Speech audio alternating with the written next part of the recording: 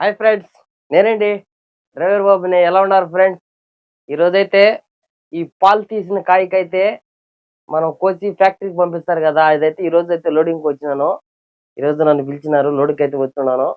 కాయలు అయితే కోసం చూద్దారండి, కాయలు మన బండికి లోడ్ చేస్తున్నారు. ఫ్రెండ్స్, గత వీడియోలో అయితే మీకు చెప్పున్నాను ఏంటంటే ఈ పచ్చికాయలు చెర్రీస్ కి పోతాయని చెప్పాను కదా. ఆ ఛాన్స్ అయితే ఈ రోజు అయితే వచ్చింది. ఈ పచ్చికాయలు కోసిన కాయలన్నీ మన బండికి అయితే లోడ్ చేస్తారో మనం ఎత్తుకొని ఫ్యాక్టరీలో దించేయాలా, అంతే మన పని.